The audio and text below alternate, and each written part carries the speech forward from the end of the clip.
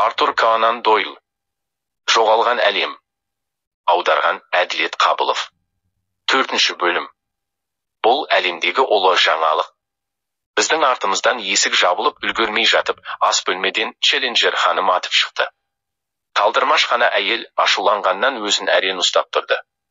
Ол бульдог иттің алдындағы ашулы тауыққа ұқсап күйеуінің алдына тұрып алды. Сірә, миссис Челленджер менің қуылуымның куәсі болған, бірақ қайтып келгенімді байқамаған сияқты. Джорджа қандай айуандық десеңші. Сен анау сүйкімді жас жігітті соққыға жықтың ғой. Міне өзі, сап-сау. Челленджер ханым қысылып қалды да тез бойын жиып алды. Кешіріңіз, сізді байқамай қалыппын. Уайымдамаңыз, ханым, қорқатындай ештеңе болған жоқ. Ол сіздің көзіңізді көгертіп қойыпты ғой. Қандай ақымақтық. Бізде бір күнде жанжалсыз өтпейді. Сені бәрі жек көреді, Джордж, бәрі сені күлкі қылады. Болды, менің шыдамым бітті. Төзімнің тостағаны толып кетті. Жұрттың алдында менің абыройымды төкпекпісің деді. Профессор күркіреп. Бұл ешкімге құпия емес қой. Деп айқайлады әйел. Бүкіл біздің көше, тіпті егер қаласаңыз, бүкіл Лондон білмейді ғой деп ойлаймысың. Остин, сіз боссыз, кете беріңіз. Кім көрінген өсек қылып жүр? Сен өз абыройыңды ойлауды ұмыттың ба? Үлкен университетте профессор болып, студенттердің құрметіне ие болудың орнына. Ар намысың қайда, Джордж? Ал сенікі қайда, сүйіктім? Сен мен осындайға жеткіздің ғой.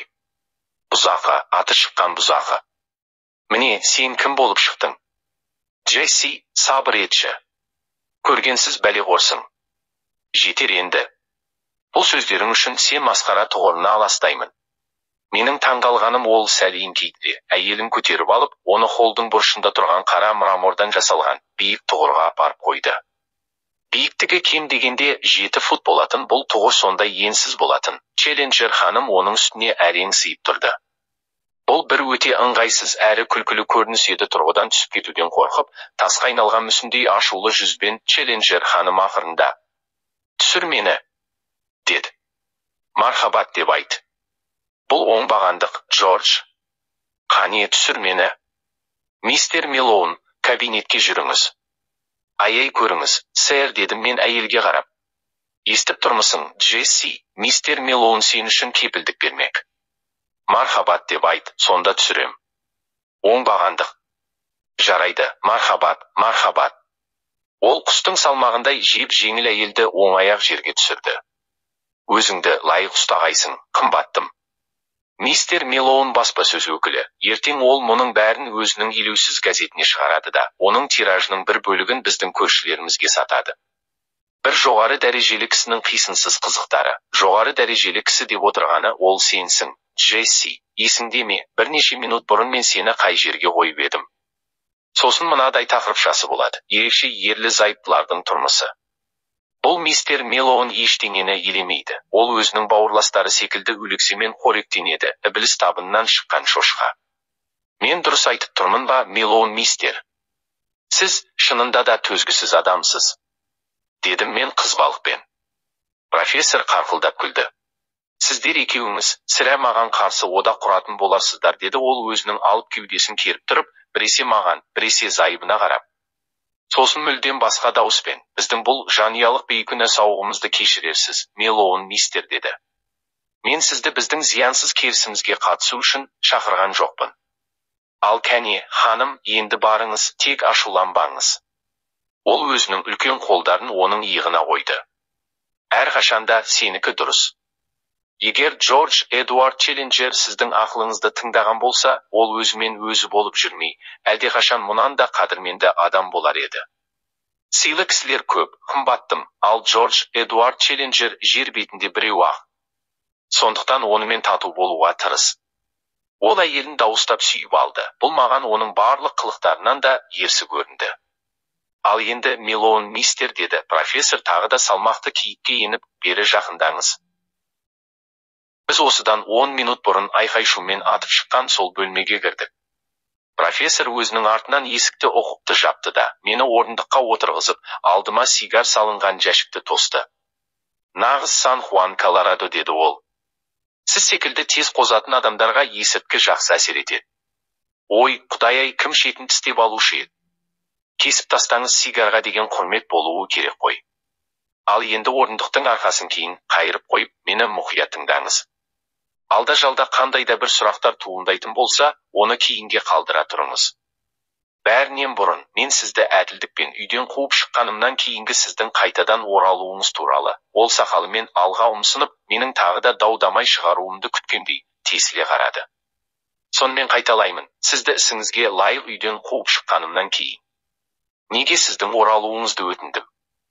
Себебі сіздің анау арсыз полисменге берген жауабыңыз маған ұнады. Одан мен сіздің мамандығыңыздың өкілдеріне тән емес әдептіліктің кейбір белгілерін көргендей болдым. Кінәнің өзіңізде екенін мойындап, сіздің бірден ақталуға көшпей, көзқарас ауқымдылығын танытқаныңыз менің назарымды аударды. Адам нәсілінің төменгі өкілдері, өкінішке орай сіз де соларға жатасыз, қашанда менің ақыл ой көкжиегімнен тыс жатты. Сіздің сөздеріңіз сізді бірден менің көзқарас аймағыма алып келді. Менің сізбен жақынырақ танысқым келді, сөйттім де сіздің оралуыңызды өтіндім. Темекінің күлін анау сіздің жаныңызда тұрған бамбук үстелдегі шағын жапон күлсалғышына қағыңыз, мархабат. Осының бәрін профессор тоқтамастан студенттерге дәріс оқып тұрғандай айтып шықты. Ол маған қарсы отырды, ірі бақа сияқты жарбиған басын артқа қарай жіберіп көздері менсінбей қарайды. Содан кейін ол кенеттен қапталға бұрылды. Мен оның шашының бір бөлігін дөңкиген қызғылт құлақтың үстінен ғана көре бастадым. Ол үстел үстіндегі бірнеше қағазды аударып төңкеріп, сол жерден тозығы жеткен бір кітапты алып шықты. Мен сізге Оңтүстік Америка туралы бірдеңе айтқалы отырмын деп бастады ол. Өз ескертпелеріңізді өзіңізде қалдырарсыз.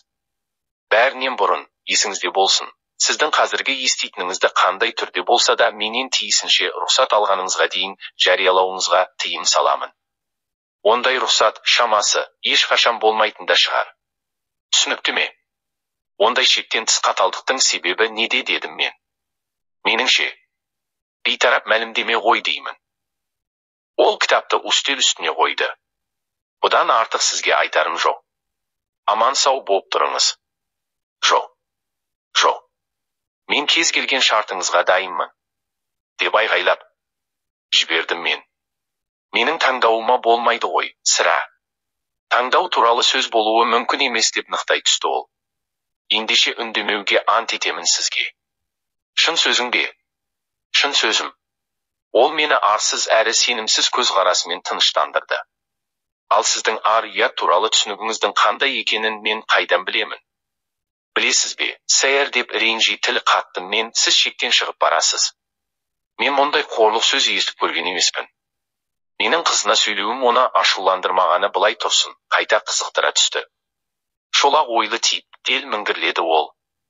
Брахицефал, сұр көз, қара шаш, негроидтің кейбір сипаттары.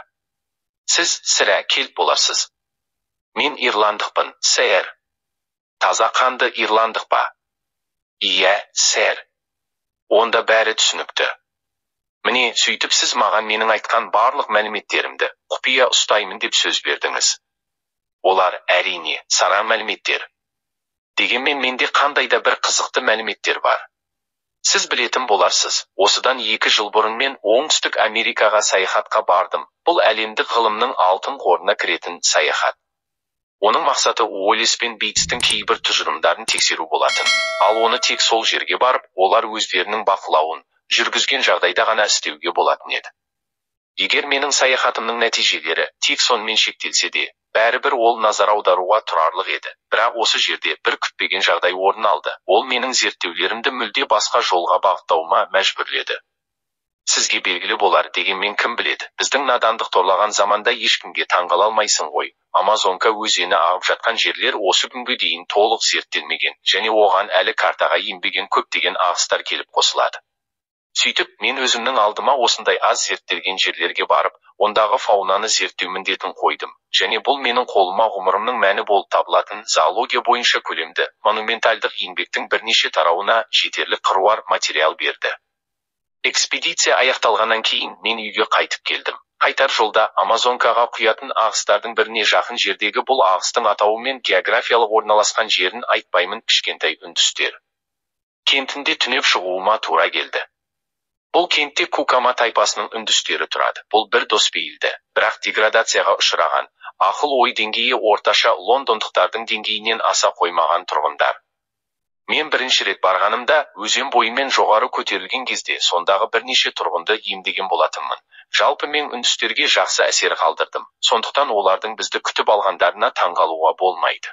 Олар маған кентте менің көмегімді қажет ететін бір адам бар екенін ымдап жеткізді. Сосын мен олардың көсемінің ертуімен бір лашыққа бардым. Онда кіргенімде көмекті қажетсінген адамның өлім аузында жатқанына көзім жетті. Менің таңғалғаным, ол адам үнді емес, ақ өңді адам екен. Ақ болғанда да ақтың ағы, өйткені оның шашы аппақ, барлық сипаттары альбиносқа келетін еді. Оның үстіндегі киімдерінен тек шүберек қана қалыпты. Әбден жүдеген денесі ұзақ уақыттан бері емделіп жатқанын білдіріп тұрды. Менің үндістердің сөздерінен түсінгенім, бұл адамды бұрын ешкім көрмеген. Ол кентке қалың орманның ішінен келген. Жалғыз, қасында серігі жоқ, әлсіреп, яғын әзер басып тәлтіректеп тұрыпты. Бейтаныстың зат салған қапшығы қасында жатты. Мен оның ішіндегі заттарды тексеріп шықтым.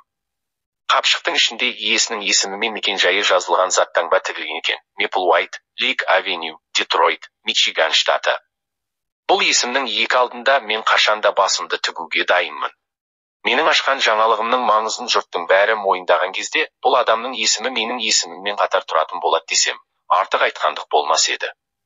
Қапшықтағы заттар Мэплвайттың жаңа жарқын әсерлер іздеп шыққан суретші әрі ақын екенін айтып тұрды. Онда өлеңдердің де жазбалары бар еді. Мен өзімді ол саланың білгірі санамаймын, бірақ маған олар онша жақсы болып көрінбеді. Одан да өзге, мен қапшықтан өзеннің пейзаждарын, бояулар салынған жәшік, қораптағы карандаштар, қылқаламдар, сосын мына сиясауытта жатқан майысқан сүйек, Бекстердің көбелектер деген кітабы, арзан қол, револьвер және оның бірнеше патроны болды. Жеке тұрмыстық заттар, шамасы, саяхаттау кезінде жоғалып қалған болуы керек, немесе олар мүлде болмаған. Бұл америкалық жұмбақ жанның өзге заттары болған жоқ. Мен енді кетпек болып жатқанымда біреу оның жыртық күртесінің қалтасынан бірдеңенің шығып тұрғанын байқап қалыпты. Бұл этюдтерге арналған альбом екен, міне ол, сіздің алдыңызда, сол кездегідей умаждалған күйінде тұр. Маған сеніңіз, осы бір жәдігерліктер менің қолыма түскеннен бастап, мен оған Шекспирдің алғашқы басылымдарына деген құрметтен кем қарамайтын болғанмын. Мен енді бұл альбомды сізге тапсырамын, және оның әр бетіне мұқият қарап, суреттердің мазмұнына үңілуіңізді өтінемін.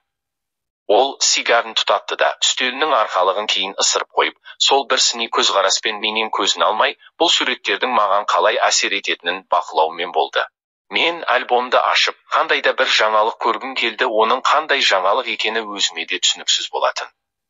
Алайда бірінші беті менің көңілімді қалдырды, өйткені онда теңізшінің күртесіндегі үлкен баланың суреті салынып, астына мынадай жазу жазылыпты: Джимми Колвер пошта кемесінің бортында. Одан кейінгі суреттер үндістердің өмірінен салынған бірнеше ұсақ жанрлық нобайлар болып шықты. Содан кейін тірейған европалықпен бір үстелде отырған, басында жалпақ қалпағы бар, рухани лауазымдағы мейірімді семіз адам бейнеленген суреттің астына Розариодағы фра Кристоферамен түскі ас деп жазылыпты. Келесі беттерде әйелдер мен балалардың бастары, одан кейін мынадай түсіндірмелер мен жануарлардың суреттері бейнеленген. Құм жағасындағы ламантин, тасбақалар және олардың жұмыртқалары, пальма астындағы қара агути. Мұндағы агути шошқаға ұқсап кетіпті. Ақырында, келесі екі бетінде ұзын тұмсықты жағымсыз кесірткелердің эскиздері салынған екен. Этюдтің алдыңғы планындағы көлбей жоғары өрлеп, қызыл-қара қабырғалы жартастарға ұмтылған бозғылт жасыл қауырсынды өсімдіктер менің есіме базальт түзілімдерін түсірді. Кейінгі планда бұл жартастар тұтас қабырға болып тұрды. Оң жаққа қарай негізгі жотадан терең ойықпен ажыраған пирамидаға ұқсаған жартас асқақтайды. Оның жоғары жағы үлкен ағашпен көмкерілген. Бәрінің үстінде ашық көк тропикалық аспан. Жасыл желектің тар жиегі қызыл жартастардың шыңдарымен шектеседі.